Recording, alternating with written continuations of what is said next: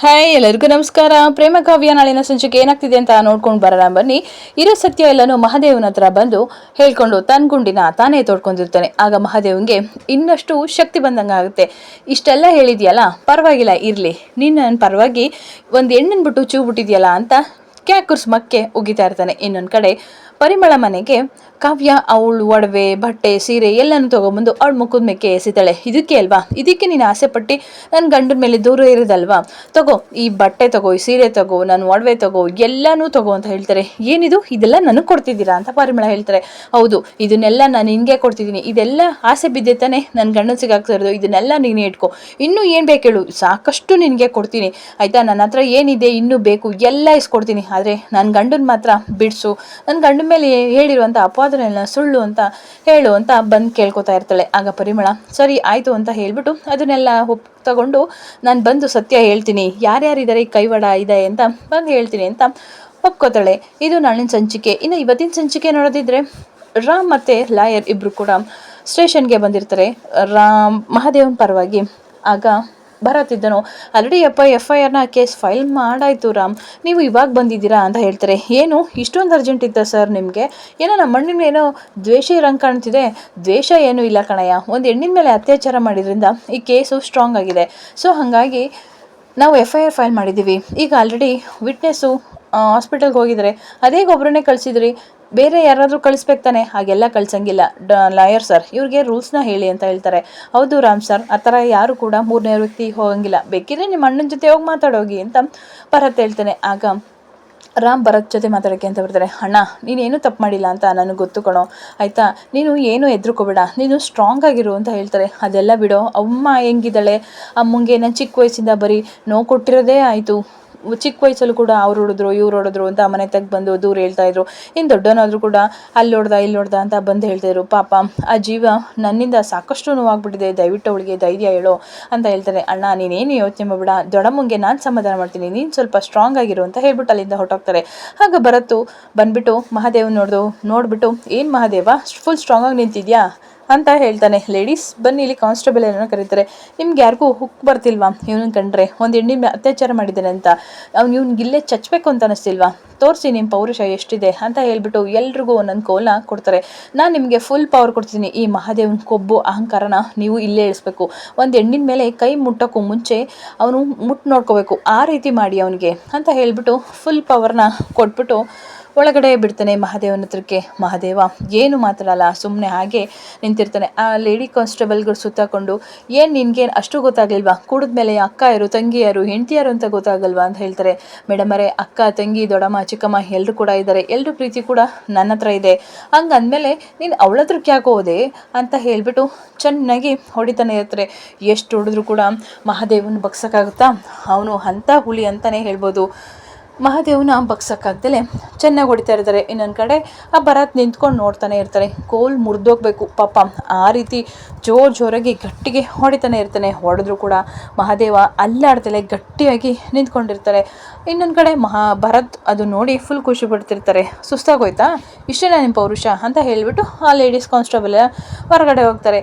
ನಾನು ನೋವು ಪೆಟ್ಟುಗಳನ್ನ ತಿಂದಿರುವಂತಹ ದೇಹ ಇದು ಗೊತ್ತಾಯ್ತಾ, ನೀವು ಹೊಡೆಯೋಂಥ ಹೇಟಲ್ಲ ನನಗೇನು ತಾಕಲ್ಲ ಆಯಿತಾ, ನೀವು ನಿಮ್ಮ ಸಿಟ್ಟನ್ನ ತೀರಿಸ್ಕೋಬೋದು, ಆದರೆ ನಾನು ಯಾವ ತಪ್ಪು ಮಾಡಿಲ್ಲ ಅಂತ ಮಹಾದೇವ ಹೇಳ್ತಿರ್ತಾನೆ. ಇಷ್ಟೇ ಇರಲಿ ಬಿಡಿ, ನೀವೀಗ ಸುಧಾರಿಸ್ಕೊಳ್ಳಿ, ಆಮೇಲೆ ಬಂದು ಚಾರ್ಜ್ ಮಾಡಿರ ಅಂತ ಹೇಳಿಬಿಟ್ಟು ಆ ಲೇಡೀಸ್ ಕಾನ್ಸ್ಟೇಬಲ್ನ ಅಲ್ಲಿಂದ ಕಳಿಸ್ತಾರೆ. ಹೆಂಗಿತ್ತು ನಮ್ಮ ಸ್ಟೇಷನರು ಕೊಟ್ಟಂತಹ ಏಟ್ ನಿನಗೆ ಅಂತ ಹೇಳ್ತಾರೆ. ಅದೇ ಹೇಳಿದ್ನಲ್ಲ, ಈ ದೇಹ ನೊಂದು ಬೆಂದಿರುವಂತಹ ಜೀವ, ಈ ಇದಕ್ಕೆಲ್ಲ ಬೆದರಿಕೆಗೆಲ್ಲ ನಾನು ಹೆದರಲ್ಲ ಅಂತ ಹೇಳ್ತಾರೆ. ರಾಮ್ ಪ್ರೇಮ ಹತ್ರ ಬಂದಿರ್ತಾರೆ. ಇರೋ ವಿಷಯನ ಹೇಳಿದಾಗ, ಹೌದಾ ಮಹಾದೇವರು ಏನು ತಪ್ಪು ಮಾಡಿಲ್ಲ ರಾಮ್, ಇಲ್ಲಿ ಯಾರೋ ಏನೋ ಬೇಕು ಅಂತ ಸಿಕ್ಕಾಕ್ಸಿದ್ದಾರೆ, ಪಾಪ ನಾವು ಅವ್ರನ್ನ ಕಾಪಾಡಬೇಕು, ನೀನು ಮಹಾದೇವ್ ಪರವಾಗಿ ನಿಂತ್ಕೋಬೇಕು ರಾಮ್. ಹೌದು ಪ್ರೇಮ, ನಾನು ನಿಂತ್ಕೊಂಡಿದ್ದೆ, ಲಾಯರ್ ಜೊತೆ ಸ್ಟೇಷನ್ಗೂ ಕೂಡ ಹೋಗಿದೆ, ಆಲ್ರೆಡಿ ಎಫ್.ಐ.ಆರ್ ಫೈಲ್ ಮಾಡಿಬಿಟ್ಟಿದ್ದಾರೆ. ಆದರೆ ಆ ಭರತ್ಗೆ ಏನೂ ದ್ವೇಷ ಇಲ್ಲ ಅಂತ ಅನಿಸುತ್ತೆ ಅಣ್ಣ ಮೇಲೆ, ಆದರೆ ಅತ್ಯಾಚಾರ ಮಾಡಿದ್ದಾರೆ ಅಂತ ಹೇಳಿಬಿಟ್ಟು ಈ ಕೇಸ್ನ ಎಫ್.ಐ.ಆರ್ ಮಾಡಿದ್ದಾರೆ. ಎಫ್.ಐ.ಆರ್ ಬೇರೆ ಮಾಡಿದ್ದೀರಾ, ಈಗ ಹೇಗೆ ಮಾಡೋದು ರಾಮ್ ಅಂತ ಮಾತಾಡ್ತಿರ್ತಾರೆ. ನೀನೇನು ಭಯಪಡಬೇಡ, ರೆಸ್ಟ್ ಮಾಡು, ನಾನು ಏನಾದರೂ ಮಾಡ್ತೀನಿ, ನಾನು ಬರ್ತೀನಿ ಅಂತ ಹೇಳ್ತಿರ್ತಾರೆ. ಪರವಾಗಿಲ್ಲ, ನೀನು ರೆಸ್ಟ್ ಮಾಡು, ನಾನಿದ್ದೀನಿ ಅಂತ ಹೇಳ್ತಾರೆ. ಇನ್ನೊಂದು ಕಡೆ ಮಹೇಶ್ವರಿ ಮತ್ತು ಸ್ನೇಹ ಇಬ್ಬರು ಕೂಡ ಮಾತಾಡ್ತಿರ್ತಾರೆ. ಸ್ನೇಹ ಅದು ಹೇಗೆ ಸಾಧ್ಯ, ಮಹಾದೇವ್ ಅವರು ಆ ರೀತಿ ಕೆಲಸ ಮಾಡೋಕ್ಕೆ ಅವ್ನು ಮಾಡಿದನೋ ಬಿಟ್ಟಿದನೋ ಸ್ನೇಹ ಆದರೆ ಒಳ್ಳೆ ಟೈಮ್ಗೆ ಸಿಕ್ಕಾಕೊಂಡಿದ್ದಾನೆ. ಇದನ್ನೇ ನಾವು ಒಳ್ಳೆ ನಮ್ಮ ಒಂದು ಗಳಿಕೆ ಉಪಯೋಗಿಸ್ಕೋಬೇಕು.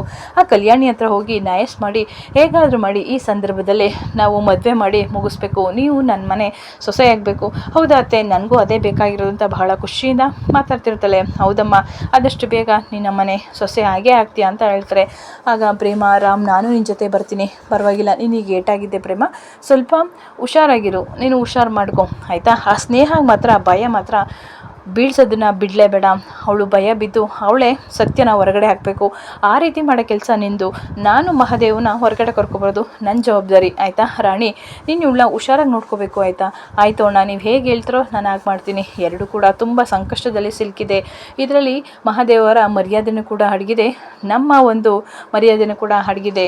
ಈ ಸತ್ಯ ಎರಡು ಕೂಡ ಹೊರಗೆ ಬೀಳಲೇಬೇಕು, ಬಿದ್ರೇ ನಾವು ಬದುಕೋಕ್ಕೆ ಸಾಧ್ಯ ರಾಮ್ ಅಂತ ಹೇಳ್ತಾರೆ. ಇನ್ನೊಂದು ಕಡೆ ಕಾವ್ಯ ಒಬ್ಬಳೇ ಮಾತಾಡ್ತಾ ಹಾಗೆ ಮನೇಲಿ ಓಡಾಡ್ತಿರ್ತಾರೆ. ಇಲ್ಲ, ಮಹಾದೇವ್ ಈ ಕೆಲಸ ಮಾಡೋಕ್ಕೆ ಸಾಧ್ಯನೇ ಇಲ್ಲ. ಯಾಕೆ ಅಂತಂದರೆ ನಾವು ಗೆಟ್ ಟುಗೆದರ್ ಪಾರ್ಟಿಗೆ ಹೋಗಿಬಿಟ್ಟೆ ಬರಬೇಕಾದ್ರೆ ಆ ರೌಡಿಗಳು ನನ್ನ ಮೇಲೆ ಬಿದ್ದಾಗ ಅವ್ರನ್ನ ತನ್ನ ಪ್ರಾಣನ ಪಣಕ್ಕಿಟ್ಟು ಬಂದು ನನ್ನ ಕಾಪಾಡ್ದ, ಮಗು ಥರ ನನ್ನ ಜೋಪಾನ ಮಾಡ್ದ, ನಾನಿದ್ದೀನಿ, ನಾನು ಬಂದಿದ್ದೀನಿ ಅಂತ ಹೇಳಿ ನನ್ನ ಸಮಾಧಾನ ಮಾಡಿ ಅಲ್ಲಿ ನನ್ನನ್ನು ಸೇವ್ ಮಾಡ್ದ. ಅಂಥವನು ಇಂತಹ ಕೆಲಸ ಮಾಡೋಕ್ಕೆ ಸಾಧ್ಯನೇ ಇಲ್ಲ. ಇಲ್ಲೇನೋ ಬೇರೆ ಗಿಮಿಕ್ ನಡೆದಿದೆ. ಇನ್ನೊಂದ್ಸಲಿ ನಾವು ಮದುವೆಗೆ ಅಂತ ಹೋಗಿದಾಗ ಅಲ್ಲಿ ಯಾರೋ ನನ್ನ ಮೇಲೆ ಕೈ ಹಾಕ್ತಾ ಅಂತ ಹೇಳಿಬಿಟ್ಟು ಅವನಿಗೆ ಬುದ್ಧಿವಾದನೂ ಕೂಡ ಹೇಳಿದೆ. ಕಂಡವ್ರ ಮನೆ ಹೆಣ್ಮಕ್ಳ ಮೇಲೆ ಈ ಥರ ಆಗಬಾರ್ದು, ಅವರು ಮನೆ ಮಹಾಲಕ್ಷ್ಮಿ ಇದ್ದಂಗೆ, ಅವ್ರು ಏನು ಅನ್ಕೊಳ್ಳಲ್ಲ, ಅವ್ರು ಏನೇ ಮಾಡಿದ್ರು ಮುಜುಗರ ಪಟ್ಕೊಂಡು ಹೇಳೋಕ್ಕೆ ಆಗಲ್ಲ ಅಂತ ಅಂದ್ಬಿಟ್ಟು ಈ ಥರ ಮಾಡ್ತೀರಾ ಅಂತ ಹೇಳಿ ಅವ್ರಿಗೆಲ್ರಿಗೂ ಕೂಡ ಮುಟ್ಟು ನೋಡ್ಕೊಳ್ಳೋಂಗೆ ಆನ್ಸರ್ ಮಾಡ್ದ. ಅಂತಹ ಇದರಲ್ಲಿ ಮಹಾದೇವ ಈ ಕೆಲಸ ಮಾಡೋಕ್ಕೆ ಚಾನ್ಸೇ ಇಲ್ಲ. ನಾನು ಮಹಾದೇವನ ತುಂಬ ಚೆನ್ನಾಗಿ ಅರ್ಥ ಮಾಡ್ಕೊಂಡಿದ್ದೀನಿ, ಮಹಾದೇವ್ ಬಗ್ಗೆ ನನಗೆ ಚೆನ್ನಾಗೇ ಗೊತ್ತು ಅಂತ ಮಾತಾಡ್ತಾ ಇರ್ತಾಳೆ. ಅದೇ ಟೈಮ್ಗೆ ರಾಮ್ ಕೂಡ ಬಂದು ಮಾತಾಡ್ತಾಳೆ. ಕಾವ್ಯ, ನಿಜವಾಗ್ಲೂ ತುಂಬ ಖುಷಿ ಆಗ್ತಿದೆ, ನೀವು ಅಣ್ಣನ ಮೇಲೆ ಇಟ್ಟಿರುವಂತಹ ನಂಬಿಕೆ ನೋಡಿ. ನೀವು ಒಬ್ಬರೇ ಅಲ್ಲ, ನಾನು ನಿಮ್ಮ ಜೊತೆಯಾಗಿ ನಿಲ್ತೀನಿ, ಏನೇ ಆದರೂ ಕೂಡ ನಿಂತ್ಕೊಳ್ಳೋಣ, ಅಣ್ಣನ ಬಿಡಿಸ್ಕೊಂಬರೋಣ ಅಂತ ಹೇಳ್ತಾರೆ.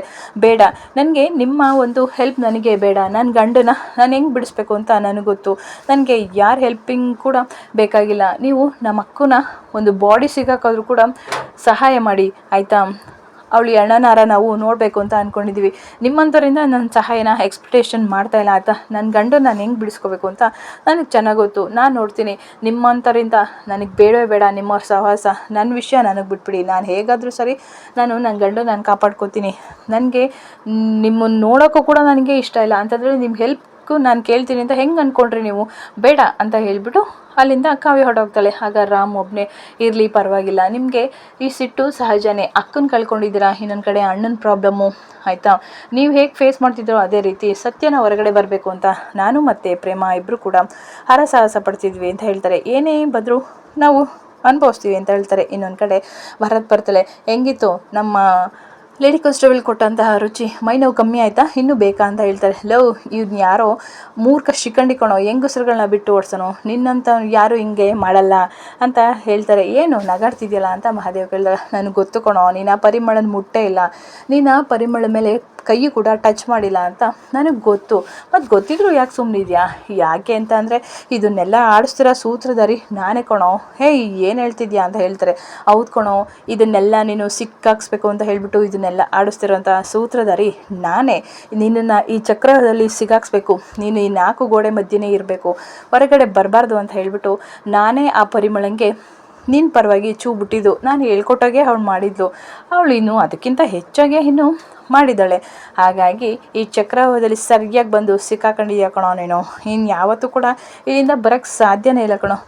ನನಗೆ ಗೊತ್ತಿತ್ತು ಕಣೋ, ಅವಳು ಬಂದು ಧೈರ್ಯವಾಗಿ ಕಂಪ್ಲೇಂಟ್ ಕೊಟ್ಟಾಗಲೇ ನಿನ್ನಂತಹ ನರಿ ಬುದ್ಧಿ ಇರೋರೇ ಇದರಲ್ಲಿ ಇದ್ದಾರೆ, ಹಾಗಾಗಿ ಅವಳು ಬಂದು ಈ ಥರ ಎಲ್ಲ ಕೆಲಸ ಮಾಡಿದ್ದಾಳೆ ಅಂತ ನಂಗೆ ಆಗಲೇ ಡೌಟ್ ಇತ್ತು. ನಿನ್ನಂಥ ಶಿಖಂಡಿ ಯಾರೂ ಇಲ್ಲ ಅಂತ ಅನಿಸುತ್ತೆ, ಸೇಡ್ ತೀರಿಸ್ಕೊಳ್ಳೋಕ್ಕೋಸ್ಕರ ಒಂದು ಹುಡುಗಿ ಅತ್ಯಾಚಾರ ಆಗಿದೆ ಅಂತ ಹೇಳಿ ಮಾನ ಮರ್ಯಾದೆ ಕಳೆದು ಈ ಥರ ಎಲ್ಲ ಮಾಡ್ತಿದ್ಯಾ, ನೀನು ಒಬ್ಬ ಪೊಲೀಸ, ನೀನೊಬ್ಬ ಮನುಷ್ಯನ ಅಂತ ಹೇಳಿ ಚೆನ್ನಾಗಿ ಬೈದಿರ್ತಾನೆ.